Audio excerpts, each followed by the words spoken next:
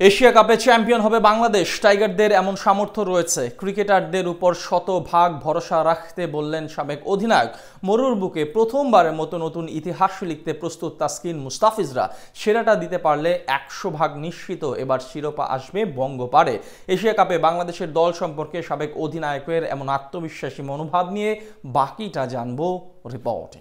Cricket বরাবরই বাঙালি জাতির শরীরে মিশে থাকা এক বিশেষ উপাদানের সমতুল্য, কিন্তু এত বছরের ইতিহাসে সবচেয়ে বড় আক্ষেপ হলো কখনো আন্তর্জাতিক বা বৈশ্বিক শিরোপা জিততে না পারা।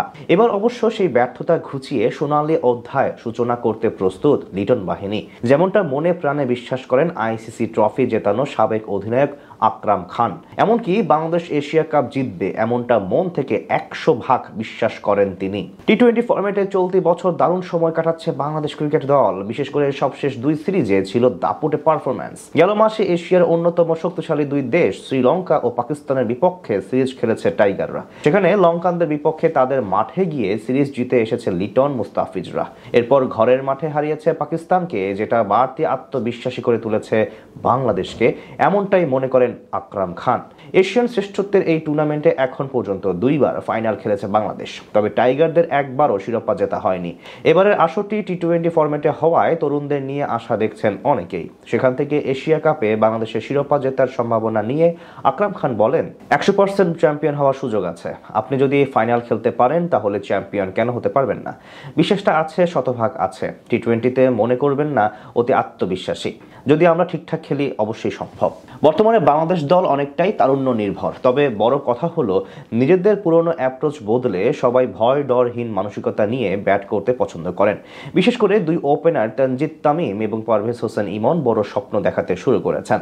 তাদের সাথে আছে এক বৈচিত্র্যময় বোলিং ইউনিট। আলাদাভাবে বলতে গেলে টুর্নামেন্টের সবচেয়ে ব্যালেন্স পেস আক্রমণ নিয়ে সংযুক্ত আরব আমিরাতে যাবে বাংলাদেশ, যেখানে অন্যতম বড় হাতিয়ার মুস্তাফিজুর রহমান। এশিয়ার কন্ডিশনে বরাবরই দুনিয়ার অন্যতম সেরা এবং সফল এই পেসার। তার সঙ্গে আছেন আগ্রাসী তাসকিন আহমেদ এবং তানজিম হাসান সাকিব। সাম্প্রতিক সময়ে এই দুইজন অনেকটাই ধারাবাহিক হয়ে উঠেছেন লাল সবুজের জার্সি গায়ে। পেসারদের পাশাপাশি স্পিন বিভাগের দিক থেকে অনেকটা বৈচিত্র্যময় বাংলাদেশ দল।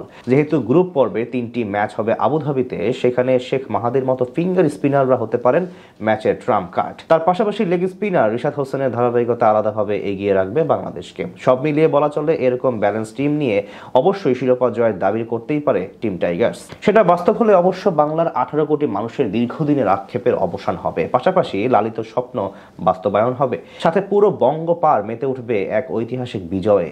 এর আগে 2016 সালে টি-20 এশিয়া কাপে ঘরের মাঠে ফাইনাল খেলেছিল বাংলাদেশ।